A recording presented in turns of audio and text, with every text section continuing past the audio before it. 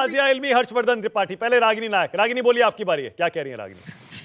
मानक, आपने कहा कि बहुत प्रचंड शक्ति प्रदर्शन हो गया क्योंकि उनके ठगबंधन के लोग मोदी जी के साथ खड़े थे। मैं फिर दोहराती हूँ, मोदी जी घबरा रहे हैं आजकल, बहुत खिसिया रहे हैं, उनकी टांगे ज्यादा ना कांप जाएं, गिर ना पड़े, इसलिए वो वहां पर थे कि थोड़ा सहारा दे देंगे। और यही बात समझ में नहीं आई। मलूक नागर हमारे बड़े भाई हैं, उनकी समझ का फेर था कि सुनील साजन जी मेरी ही बात को अलग अंदाज में दोहरा रहे थे। अब मैं एक सवाल पूछना चाहती हूँ कि भारतीय जनता पार्टी और उनके ठगबंधन के लोगों का कोई भी भाषण, कोई भी बात बिना पाकिस्तान की एंट्री के क्यों नहीं हो सकता? चुनाव चल रहा है हिंदुस्तान का, इन्हें पाकिस्तान पे बात करनी है। फिर पाकिस्तान पे बात करेंगे तो मुझे कहना पड़ेगा कि ये साड़ी शॉल डिप्लोमेसी कौन कर रहा था, ये रेड कारपेट वेलकम देखिए आईएसआई को कौन लेकर आया, ये कौन नवाज शरीफ की बर्थडे पार्टी में जाके केक खाने के लिए बहुत उत्सुक हो रहा था। सब नरेंद्र मोदी करना चाह रहे थे ना, तो अब नरेंद्र मोदी जी को ही कटघरे में दोबारा खड़ा करना चाह रहे हैं। और अंतिम बात मानक, मैं सिर्फ ये कहना चाहती हूँ कि यहाँ पर आज नाम चल हो जा शुरू। केसरिया से मन जोगी हुआ रे, दिल झूमे देखो पतवारा हुआ रे, दिल झूमे देखो पतवारा हुआ रे। हर पल मनाओ केसरी त्योहार। विमल, बोलो जुबां केसरी। नामांकन दाखिल हुआ, दो सवाल मोदी जी से जरूर पूछने चाहिए कि 20,000 करोड़ रुपया लगाकर भी नमामि गंगे प्रोजेक्ट फेल क्यों हुआ? जब वो कहते थे कि मैं तो गंगा माँ का बेटा हूं, मुझे गंगा माँ ने बुलाया है, तो वो कपूत साबित हो गए क्योंकि इलाहाबाद के हाई कोर्ट ने भी फटकार लगाई।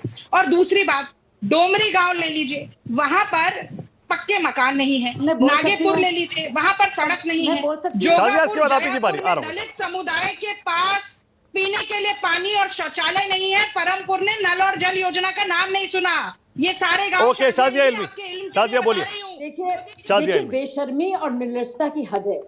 जो पार्टी और जो खानदान रायबरेली और अमेठी में 60-60 साल रहने के बावजूद पक्के घर जहां पे सिर्फ 30% हों और 70 से 80% घर कच्चे हों, जहां पे लोग इतनी बदहाली में रह रहे हों, वो पार्टी वो लोग जो उसकी नुमाइंदगी कर रहे थे, जो सिर्फ खून चूस रहे थे वहां के भी लोगों का अपने घर में को उभारने के लिए, उसकी नुमाइंदगी कर रही रागिनी जी किस भाषा का इस्तेमाल कर रही हैं?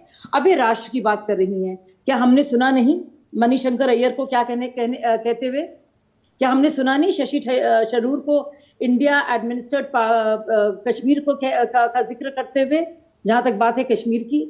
और क्या हमने सुना नहीं किस तरह से मणिशंकर अय्यर और सलमान खुर्शीद बाकायदा दुहाई लगा रहे थे और भीख मांग रहे थे कि हमें बचाओ, किसी तरह से निजात दो? क्या हमने सुना नहीं किस तरह से राहुल गांधी कह रहे थे कि हमारे लोगों को, हमारे सैनिकों को कैसा पीटा गया, कैसी उनकी सुताई हुई? तो ये कौन कह रहा है? और उसका जवाब में, और क्या यही लोग नहीं थे जो बार बार सर्जिकल स्ट्राइक्स की बात कर रहे थे? क्या यही लोग नहीं थे जो तूल दे रहे थे सत्यपाल मलिक की बात को, जो पूरी तरह से झूठी थी? क्या यही लोग नहीं थे चन्नी जैसे जो कह रहे थे कि पूंछ में जो हुआ है वो पुलवामा करने की कोशिश की जा रही थी? तो कौन देश के साथ है, कौन देश के खिलाफ है, कौन देश में अंदर रहकर बाकायदा आग लगा रहा है, सब जानते हैं।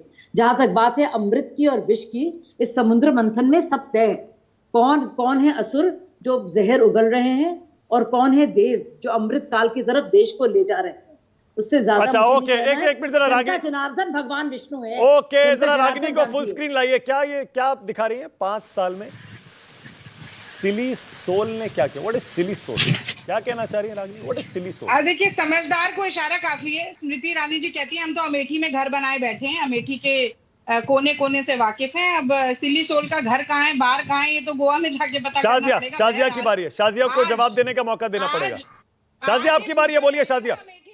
देखिए, क्या उन लोगों की क्या बात करें? इनकी रणनीति में यही तो है, बदतहजीबी करो, लोगों का मजाक उड़ाओ। और इनकी रणनीति दरअसल है रणनीति, भागो।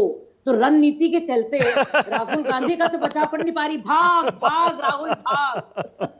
हर्षवर्धन त्रिपाठी को लाइए। हर्षवर्धन जी आइए जरा। अरे हर्षवर्धन जी चले गए, मलूक नागर के पास चलते हैं फिर। मलूक नागर साहब, पाकिस्तान के बिना बीजेपी या एनडीए का कोई भी प्रचार, कोई भी वाक्य, बयान खत्म ही नहीं, शुरू ही नहीं होता। क्या वजह है? आप भी उसी रंग में रंगे? रागिनी यही इशारा कर रही है कि देखिए, दो शब्द अभी आए, कश्मीर और अमेठी या स्मृति ईरानी। मैं मानक जी आपको एक बड़ी बढ़िया सी बात बताता हूं पूरे देश को। अपने रागिनी जी का और मेरा सीधा सीधा ताल्लुक है, हमारे दोनों के परिवारों का कश्मीर से और अमेठी में। करीब 600 किलोमीटर पाकिस्तान और हिंदुस्तान की बाउंड्री पे जो गुजर मुसलमान है, जो कुल आबादी का 29.4% है, जिसका सीधा रागिनी जी से भी ताल्लुक है, मेरे से भी ताल्लुक है। 5.5 लाख अमेठी में जो मुसलमान हैं, उसमें 3.5 लाख गुजर मुसलमान हैं, जो 370 के बाद आजाद महसूस कर रहा है। वो पूरे के पूरे सब लोग 370 हटने के बाद इतने ज्यादा खुश हैं, वहां मिठाइयां बटी हैं बॉर्डर पे 600 किलोमीटर, और वो सारे के सारे स्मृति ईरानी जी को, बीजेपी को वोट देने हैं। राहुल गांधी जी इसलिए वहां से भागे हैं तो मैं कहूंगा नहीं, पर इसलिए रायबरेली गए हैं। रागिनी बोलिए, रागिनी बोलिए। अरे भैया, भाई साहब, मेरे बड़े भाई साहब, आप कश्मीर से अमेठी तक पहुंच गए, बड़ा अच्छा लगा। मुझे ये बताइए, 370 और नया कश्मीर का नारा देने के बाद ये भाग मिल्खा भाग से भी ज्यादा तेज स्पीड पकड़ के भाजपा कश्मीर से क्यों नदारद हो गई? कश्मीर की एक लोकसभा में चुनाव क्यों नहीं लड़ा? बारामूला, अनंतनाग, श्रीनगर, राजौरी, कहीं से चुनाव नहीं लड़ा। सबसे डरपोक पार्टी साबित अगर कोई हुई है कश्मीर में तो वो भारतीय जनता पार्टी है। और नरेंद्र मोदी जी क्यों दक्षिण भारत में चुनाव नहीं लड़े, बताइए। राहुल ओके, शाजिया की बारी है, शाजिया बोलिए, क्यों नहीं लड़ रहे वहां पर, बताइए कश्मीर में। शाजिया बोलिए। देखिए, पिछले 48 चुनाव में जिस पार्टी ने इनके छक्के छुड़ा दिए, जिन्होंने भगा दिया, दौड़े दौड़े भागे भागे से राहुल गांधी नजर आए, वायनाड में बेचारे किसी तरह से अपनी जगह बनाते हुए और पसीने पसीने वहां पे पहुंचे हैं। वो पार्टी बताएगी कि भारतीय जनता पार्टी ने, जिसने आर्टिकल 370 को हटाया है, जिसकी हिम्मत नहीं थी, इनके फरिश्ते भी सोच नहीं सकते थे, कांपते थे इनके फरिश्ते भी, वो जो काम कर दिया है, तो उसको उस पार्टी को कह रहे हैं कि वो कायर है। इसके बारे में कह रहे हैं भारतीय जनता पार्टी को जहां लड़ना है वहां लड़ रही है। और मैं बता दूं, सबसे ज्यादा सीटों में इस बार, पहले सारे इलेक्शंस के कंपैरिजन में सबसे ज्यादा सीटों पर भारतीय जनता पार्टी अपने ही मुकाबले में ज्यादा लड़ रही है। सुनील साजन, मुझे भारतीय जनता पार्टी की चॉइस है कि वो कहां लड़ेगी। ओके, सुनील साजन, सुनील आप जरा बताइए, आपकी चॉइस थी अमेठी में, चॉइस नहीं थी ना आपके पास, रायबरेली आपको। अच्छा, ओके, सुनील साजन, सुनील जरा मुझे वाराणसी के बारे में बताइए। जैसा मैंने पहले कहा, नरेंद्र मोदी 2019 में 63% वोट लेकर ये सीट जीते और 2014 में 56%।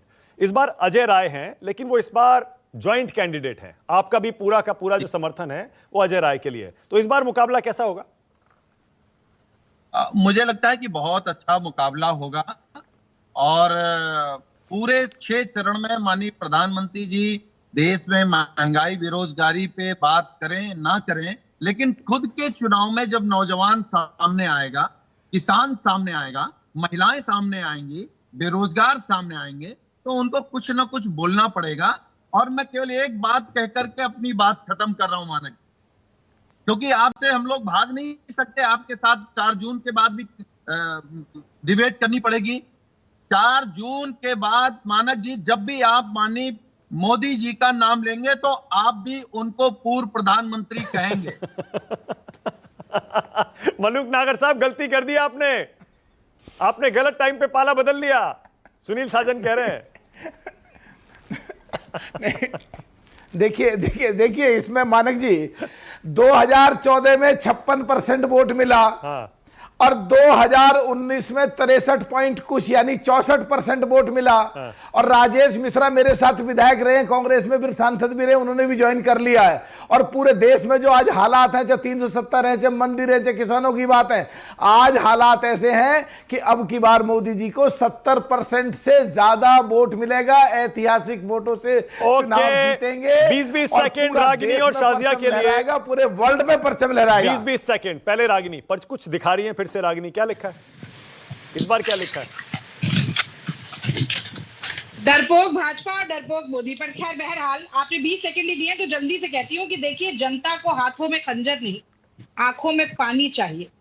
और हमें तो दुश्मन भी खानदानी चाहिए। कौन है ये लोग अंग्रेजों के आगे नाक रगड़कर माफी मांगने वाले?